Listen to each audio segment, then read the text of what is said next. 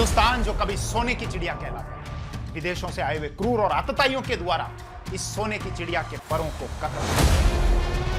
मंदिरों के विध्वंस, भारतीय योद्धाओं की वीरता, भारत माता के इन सच्चे सपूतों को इतिहास के पन्नों पर वो स्थान नहीं दिया और मुगलों की क्रूरता से भरे अतीत के काले पन्ने। कि अतीत के इन पन्नों को फिर से खोला जाए और हिंदुस्तान का सच्चा इतिहास हिंदुस्तान के समक्ष रखा। देखिए, रोंगटे खड़े कर देने वाला ये विशेष कार्यक्रम हिंदू वॉरियर। मुगल शासक अकबर के द्वारा मेवाड़ के विरुद्ध जो सैन्य अभियान चलाया गया था वर्ष 1567-68 ईस्वी में, उसके संबंध में लिखने की शुरुआत अबुल फजल ने अपनी किताब अकबरनामा में इस प्रकार से की है कि बादशाह का शाही लश्कर गागरोन के दुर्ग के निकट था। वर्तमान राजस्थान का एक जिला है झालावाड़। झालावाड़ में एक दुर्ग आता है जिसको गागरोन का दुर्ग कहा जाता है। दो नदियां हैं, आहू और काली सिंध। उन नदियों के संगम पर यह दुर्ग बना हुआ है। इसको जल श्रेणी का दुर्ग कहा जाता है क्योंकि इसके चारों तरफ जल राशि है। तो अबुल फजल ने इसी गढ़ का नाम लेते हुए लिखा है कि बादशाह का शाही लश्कर गागरोन के दुर्ग के निकट था। यहां से बादशाह ने अपनी सेना की एक टुकड़ी आसफ खां और वजीर खां के नेतृत्व में मांडलगढ़ की ओर भेज दी। मांडलगढ़ जो वर्तमान में भीलवाड़ा में आता है, उस समय मेवाड़ रियासत में आया करता था। जब अकबर ने मेवाड़ के विरुद्ध यह सैन्य अभियान चलाया था, उस समय मेवाड़ के शासक थे महाराणा उदय सिंह, जो महाराणा प्रताप के पिता थे। तो अबुल फजल ने लिखा कि आसफ खां और वजीर खां के नेतृत्व में मांडलगढ़ की ओर एक सेना की टुकड़ी भेज दी। वहां का दुर्ग का अध्यक्ष था बलवीर सोलंकी, और इन दोनों ने, मतलब आसफ खान ने और वजीर खान ने, बादशाह की कृपा से उस क्षेत्र को जीत लिया, मांडलगढ़ को जीत लिया। इसके बाद बादशाह ने सेना की एक टुकड़ी मालवा के विरुद्ध सैन्य अभियान के लिए भेज दी। तो अब स्वयं बादशाह के पास में मुट्ठी भर सैनिक रह गए, बहुत थोड़े से सैनिक थे, और अल्लाह पर भरोसा करते हुए बादशाह ने मेवाड़ की ओर प्रस्थान किया। अब देखो, यहां पर थोड़ा सा जो जानकारी है, मुझे लगता है कि अबुल फजल ने तथ्यों को छुपाया है। यह जो लिखा है बढ़ा चढ़ाकर कि एक सेना की टुकड़ी को मांडलगढ़ की ओर भेज दिया गया, एक टुकड़ी को मालवा की ओर भेज दिया गया, और अब स्वयं बादशाह के पास में तो कुछ सैनिक थे ही नहीं, मुट्ठी भर सैनिक ही थे।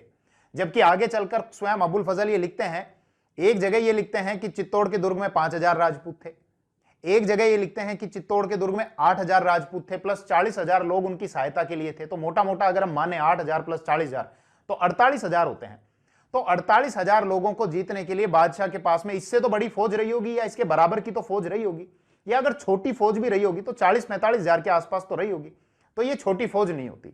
दूसरा, कुछ जगह यह भी पढ़ने को मिलता है, जैसा अबुल फजल ये लिखते हैं कि सामने से गोले आकर गिर रहे थे, बारूद फट रहा था, गोलियां चल रही थी, लेकिन बादशाह को कोई डर नहीं था और बादशाह उन गोलों के बीच में चला गया। फिर एक जगह यह लिखता है अबुल फजल कि बादशाह के आसपास में हजारों प्यादे थे। तो कुछ एक जगह ऐसा पढ़ने को मिलता है कि जैसे अबुल फजल ने स्वयं अपनी ही बातों का विरोधाभास किया हो। खैर, जो भी बात थी, अबुल फजल के हिसाब से कि बादशाह के पास में अब मुट्ठी भर सैनिक थे और बादशाह ने इनके साथ ही मेवाड़ की ओर प्रस्थान किया। 20 अक्टूबर 1567 ईस्वी को हम चित्तौड़ के दुर्ग से कुछ दूरी पर थे। अचानक आंधी आई, मेघ गर्जना हुई, मतलब बिजली चमकी, बारिश आई, और 1 घंटे बाद ही मौसम साफ हो गया। मौसम साफ था और हमको दूर से चित्तौड़ का जो दुर्ग है वो साफ साफ नजर आ रहा था। अगले ही दिन, मतलब 21 अक्टूबर 1567 ईस्वी को हम चित्तौड़ के दुर्ग के बिल्कुल पास में पहुंच गए। वहां पहुंचकर बादशाह ने अपने अधिकारियों के साथ में उस पहाड़ी का एक चक्कर लगाया जिस पहाड़ी पर यह दुर्ग बना हुआ था। राजस्थान का एक जिला है चित्तौड़, वहां पर यह दुर्ग बना हुआ है जिसको चित्तौड़गढ़ कहा जाता है। और वो पहाड़ी ना होकर एक प्लेटू, एक पठार है जिसको मेसा का पठार कहा जाता है। इसकी हाइट है 620 मीटर। तो अबुल फजल ने जिस पहाड़ी या जिस पर्वत की बात की है वो यही मेसा का पठार है जिसकी हाइट है 620 मीटर। तो खैर, अबुल फजल के हिसाब से बादशाह ने अपने कुछ अधिकारियों के साथ में और कुछ वो लोग जो भूमि को नापते थे, जमीन का मेजरमेंट करते थे, इनके साथ में उस पहाड़ी का एक चक्कर लगाया। और जब मेजरमेंट की तो उसका जो व्यास आया, डायमीटर आया, मैं गोला नहीं बोल रहा हूं, चक्कर नहीं बोल रहा हूं, उसका जो व्यास निकल कर आया वो निकल कर आया 2 कोस। इसके बाद बादशाह ने चित्तौड़ के दुर्ग के चारों ओर अपने बख्शियों को यह आदेश दिया कि तोपें तैनात कर दी जाएं और बादशाह का आदेश पाकर बख्शियों ने चित्तौड़ के दुर्ग के चारों तरफ तोपें तैनात कर दी। इसके साथ ही कुछ विशेष मंच भी बनाए गए थे जहां पर बड़ी तोपें भी लगाई गई थी, और ऐसे 3 मंच लगाए गए थे। अबुल फजल ये लिखते हैं, ये एक तो लाकुटा द्वार था, उसके सामने एक मंच लगाया गया था। वर्तमान में पता नहीं वहां लाकुटा द्वार उसी को कहते हैं या उसका कोई दूसरा बदला हुआ नाम है। तो लाकुटा द्वार के सामने जो मंच लगाया गया था, जहां तोपखाना था, उसका संचालन स्वयं बादशाह कर रहा था। इसके अतिरिक्त एक जो मंच लगाया गया था उसके संचालन के लिए सुजात खां, कासिम खां, राजा टोडरमल और बर्रू बहर ये कर रहे थे एक मंच का संचालन। एक और जो तोपखाना लगाया गया था उसका संचालन अब्दुल मजीद और वजीर खां एक मंच का संचालन ये कर रहे थे। अब इसके बाद ये लिखा गया कि राणा इस समय चित्तौड़ के दुर्ग में नहीं था।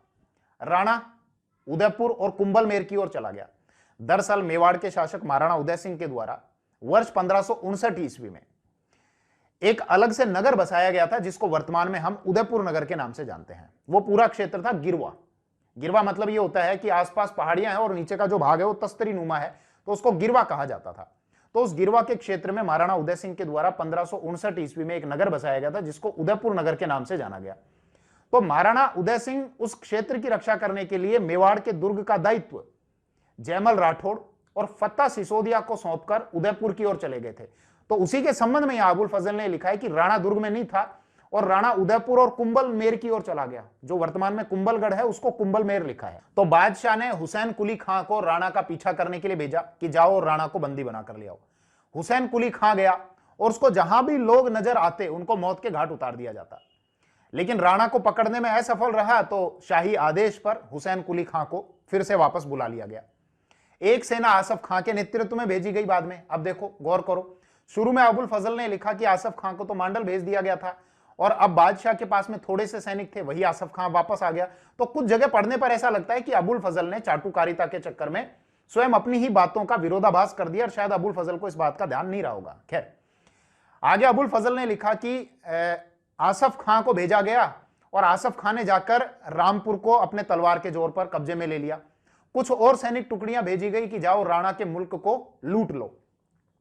आगे अबुल फजल ने लिखा कि राणा ने यहां से जाने से पहले दुर्ग के अंदर 5000 राजपूतों को तैनात कर रखा था और आसपास के जो खेत खलियान थे उन सबको उजाड़ दिया। वहां से एक तिनका भी हमको प्राप्त नहीं हुआ और दुर्ग के अंदर इतने भोजन की व्यवस्था कर दी गई थी कि दुर्ग के अंदर सालों तक जीवन का निर्वहन किया जा सकता था।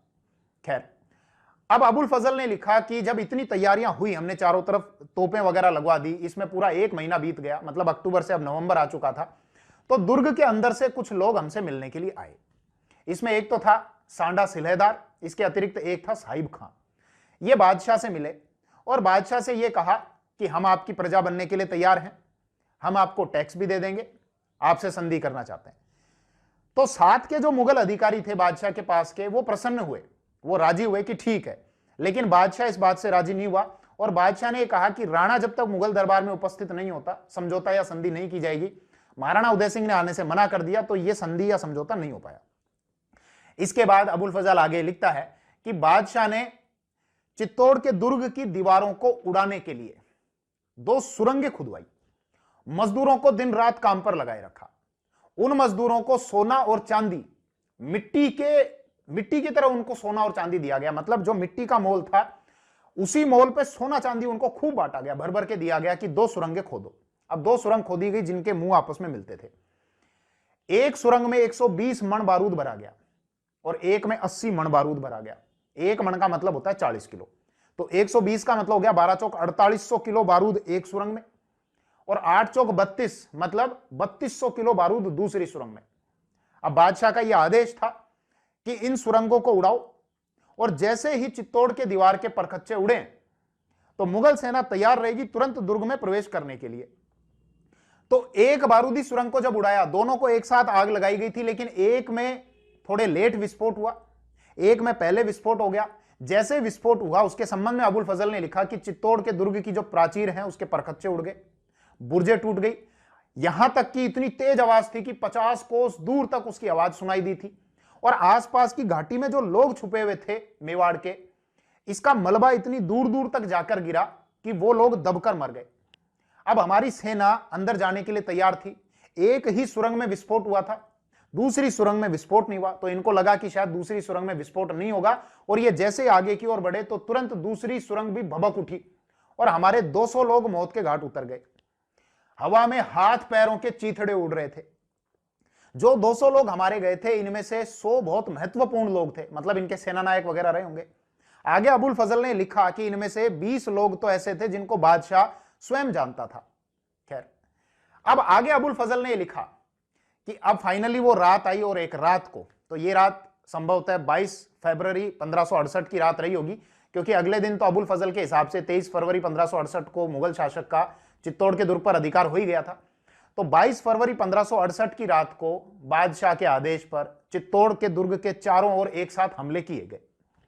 जहां जहां से प्राचीर टूटी हुई थी, वहां से अंदर से राजपूतों ने उसको रुई से, मखमल से, लकड़ियों से और तेल से भरकर उनमें आग लगा दी, ताकि हमारी सेना अंदर ना जा सके। आगे अबुल फजल ने लिखा कि बादशाह ने देखा कि कोई एक कवचधारी व्यक्ति एक दीवार की मरम्मत करा रहा था।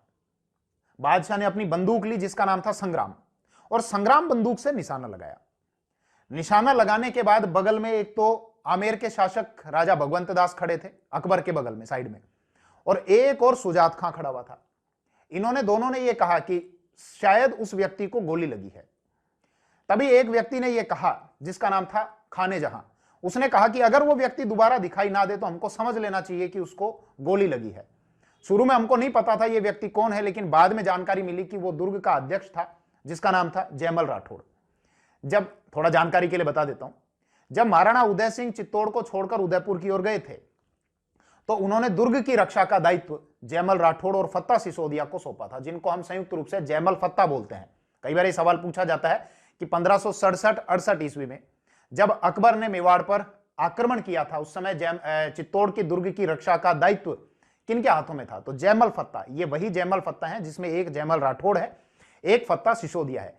तो अकबर ने संग्राम बंदूक से जो गोली चलाई थी वो जयमल राठौड़ को लगी थी।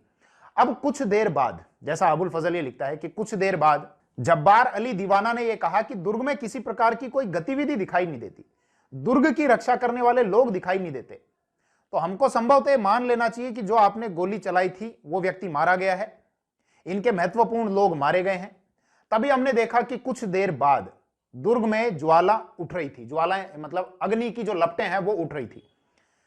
राजा भगवंत दास तुरंत समझ गए कि अंदर जौहर की ज्वालाएं हैं। अब इसके संबंध में, जौहर के संबंध में अबुल फजल ने जो जैसा लिखा है, पहले उसको उसी रूप में आपको बताता हूं। अबुल फजल ने लिखा है कि भारत में जौहर की एक प्रथा थी कि जब कभी भी विपत्ति आती थी, वीर पुरुष मर जाते थे, तो चंदन की लकड़ियों को प्लस दूसरी लकड़ियों को, इसके अलावा तेल को मिक्स करके और अग्नि लगाई जाती थी, आग लगाई जाती थी, और इन महिलाओं को कठोर हृदय वाले पुरुषों के हाथों में सौंप दिया जाता था, और ये व्यक्ति उनको अग्नि में धकेल कर, फेंक कर खाक कर दिया करते थे, जला दिया करते थे। पूरी बात सुनना, फिर इसके बाद इसका विश्लेषण मैं करूंगा। आगे लिखा कि ये जो जौहर की लपटें थी, जौहर की जो ज्वालाएं थी, तो कुछ एक जगह ये जौहर चल रहा था। एक तो चौहानों की हवेली में ये जौहर चल रहा था, जहां का जो सैन्य दायित्व था वो ईश्वर दास चौहान का था। अभी देखना, बड़ी बहादुरी से वो लड़े थे। इसके अलावा एक जौहर चल रहा था फत्ता सिसोदिया के मकान पर। इसके अतिरिक्त अबुल फजल ने लिखा कि राणा के जो कुछ सेवक थे, मतलब जो दासियां थी, एक उनके द्वारा जौहर किया गया, और राठौड़ों के द्वारा जो जौहर किया गया वो अलग स्थानों पर किया गया। मतलब अबुल फजल ने 4-5 जगह बताई है जहां अलग अलग दुर्ग के अंदर अलग अलग जगह जौहर चल रहा था।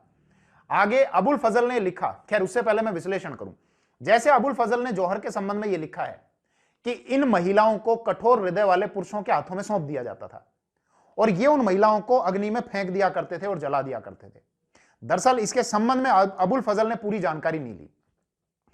महिलाएं अपनी इच्छा से जौहर किया करती थी, क्योंकि उनका यह मानना था, जौहर के पीछे कॉन्सेप्ट यह था कि जब दुश्मन का इस क्षेत्र पर अधिकार हो जाएगा तो उनका मृत शरीर भी दुश्मन के हाथ में नहीं लगना चाहिए, क्योंकि जब इन क्षेत्रों को जीत लिया जाता था, उन महिलाओं को बंदी बना लिया जाता था, और उन एक एक महिला के साथ में बहुत बड़ी संख्या में वो सैनिक बलात्कार किया करते थे। उनको दासियां बना लेते थे, गुलामों के बाजार में ले जाकर उनको बेच दिया जाता था। तो उस अपमान की पीड़ा से बचने के लिए ये महिलाएं अपनी इच्छा से जौहर कर लिया करती थी। खैर, वापस विषय पर आ जाओ। अब आगे अबुल फजल ये लिखते हैं कि रात्रि में हमने दुर्ग में प्रवेश नहीं किया, बादशाह ने आदेश दिया कि प्रातःकाल दुर्ग में प्रवेश किया जाएगा। जैसे ही सुबह हुई तो बादशाह के आदेश पर सेना दुर्ग में गई। पहले 50 हाथियों को दुर्ग में प्रवेश कराया गया और फिर बढ़ाकर इनकी संख्या 300 करा दी गई। हाथी प्रवेश कराने का मतलब यह था कि लोगों को, जो बचे हुए लोग हैं, उनको पैरों तले कुचलवाया जाए। एक हाथी का नाम था कादिरा। कादिरा हाथी एक गली में गया जहां पर बहुत सारे लोग थे और उनको अपने पैरों तले कुचल दिया। एक हाथी था मधुकर, और देखो मधुकर हाथी से किस प्रकार ईश्वर चौहान ने युद्ध किया। अबुल फजल ये लिखते हैं कि ईश्वर चौहान ने मधुकर हाथी की सूंड में खंजर मारा और फिर ऊपर चढ़कर हाथी का दांत पकड़ा और ऊपर चले गए। युद्ध किया, लड़ते रहे और मरने से पूर्व यह कहा कि मेरे इस कारनामे की सूचना अपने बादशाह को जाकर दे देना कि मैंने ये किया है। इसी प्रकार अबुल फजल ने एक योद्धा की प्रशंसा और की है, हालांकि उसका नाम नहीं लिखा, लेकिन इस प्रकार से लिखा है कि एक राजपूत ने हमारे जंगिया हाथी की सूंड को तलवार से काट दिया। एक हाथी था जिसका नाम था जंगिया, उसकी सूंड को तलवार से काट दिया और हमारे 30 योद्धाओं को, 30 सैनिकों को घायल कर दिया। 15 ही सैनिकों को मौत के घाट उतार दिया और अंत में स्वयं भी लड़ते हुए मारा गया। तो आप सोचो कि क्या दृश्य रहा होगा, एक बार इसको महसूस करिए आप कि एक योद्धा जिसने तलवार से हाथी की सूंड को काटा, मरने से पहले, वीर गति प्राप्त करने से पहले 30 शत्रु दल के 30 लोगों को घायल कर दिया, 15 लोगों को अकेले ने मौत के घाट उतार दिया। ये तो अबुल फजल ने एडमिट की ये बात। आगे अबुल फजल ने लिखा है कि बादशाह ने मुझसे कहा था कि जब मैं गोविंद शरण मंदिर के सामने था तो महावत ने एक व्यक्ति को हाथियों के पैरों तले कुचल दिया। उस व्यक्ति को हाथी की सूंड में पकड़कर मेरे सामने लाया गया। अभी भी उसमें कुछ प्राण थे, मतलब वो अभी भी तड़प रहा था। महावत ने मुझसे कहा कि ये कोई सरदार जान पड़ता है, मतलब इनका कोई सरदार लगता है ये, क्योंकि इसके चारों ओर बहुत सारे योद्धा थे और उन्होंने इसकी रक्षा के लिए अपने प्राणों का बलिदान कर दिया। और बाद में हमको पता चला कि वो फत्ता था। फत्ता मतलब फतेह सिसोदिया थे। दुर्ग के अंदर ही कुछ और घटनाक्रमों के संबंध में अबुल फजल ने लिखा है कि जब हमने प्रातःकाल दुर्ग में प्रवेश किया तो दुर्ग की रक्षा करने वाले कुछ लोग मंदिरों में जा घुसे। उनका ऐसा मानना था कि मूर्तियां उनकी रक्षा करेंगी, लेकिन हमारे गाजियों ने उनको मौत के घाट उतार दिया। कुछ लोग अपने मकानों में रहे, मृत्यु की प्रतीक्षा करते रहे। कुछ लोग तलवार लेकर बाहर आए, लेकिन मुसलमान सैनिकों से, हमारे सैनिकों से लड़ते हुए वो मृत्यु को प्राप्त हुए। मेवाड़ का ऐसा कोई रास्ता, ऐसी कोई गली, ऐसा कोई मकान नहीं था जहां पर मुर्दों के ढेर नहीं लगे हुए थे। सुबह से लेकर और दोपहर तक हमने 30,000 लोगों को मौत के घाट उतार दिया और इतने ही लोगों को बंदी बना लिया। अब देखो अबुल फजल ने लिखा कि दुर्ग के अंदर 8,000 राजपूत थे और एक जगह पहले लिखा था 5,000 राजपूत। तो हो सकता है शायद उनको अलग अलग सूचना मिली हो या अलग अलग सोर्स पढ़ा हो। तो अबुल फजल ने लिखा कि दुर्ग के अंदर 8,000 राजपूत थे और इनकी सहायता करने के लिए 40,000 किसान थे। इन किसानों ने बादशाह को बहुत सारे कारण बतलाए। कारण का अर्थ यह है कि बादशाह से यह कहा कि हमारी युद्ध में कोई सक्रिय भूमिका नहीं थी, हम सक्रिय नहीं थे, लेकिन बादशाह ने इन सभी को, मतलब उन सारे किसानों को, 40,000 को कत्ल करने के आदेश दे दिए। अब इतना सारा कत्लेआम करने के बाद दोपहर का समय हो चुका था और दोपहर के बाद अबुल फजल के हिसाब से बादशाह अपने शिविर की ओर चला गया और वहां पर 2-3 दिनों तक रुका और फिर 28 फरवरी 1568 ईस्वी को बादशाह ने मेवाड़ से अजमेर की ओर प्रस्थान करने के नगाड़े बजवाए। अब बादशाह को अजमेर मोइनुद्दीन चिश्ती की दरगाह में जियारत करने के लिए जाना था, माथा टेकने के लिए जाना था। अबुल फजल ने लिखा कि बादशाह जब मेवाड़ की ओर आ रहे थे तो उन्होंने ये प्रण लिया था कि अगर मैं मेवाड़ को जीत जाऊंगा, चित्तौड़ को जीत जाऊंगा, तो मोइनुद्दीन चिश्ती की दरगाह में माथा टेकने के लिए आऊंगा। इसीलिए बादशाह ने 28 फरवरी 1568 ईस्वी को मेवाड़ से अजमेर के लिए प्रस्थान किया। कुछ रास्ता पैदल तय किया, बाकी हाथी पर बैठकर तय किया और 6 मार्च 1568 ईस्वी को बादशाह अजमेर पहुंच गया। खैर, यहां पर एक ऐसी घटना भी थी जिससे मुगल शासक अकबर को और मुगल सैनिकों को बहुत आश्चर्य भी हुआ, और वो घटना थी कि इस दुर्ग के अंदर, जैसा अबुल फजल लिखता है कि दुर्ग के अंदर लगभग 1,000 बंदूकची थे, मतलब जो बंदूक चलाने वाले थे। और जब हमारा अधिकार हुआ तो एक भी बंदूकची हमारी पकड़ में नहीं आया। ये कहां से आए और कहां चले गए कुछ पता नहीं चला।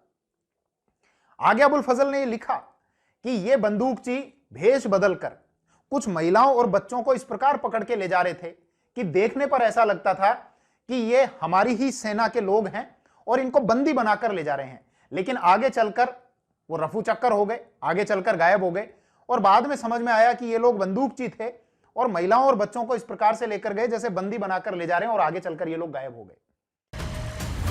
हिंदू वॉरियर।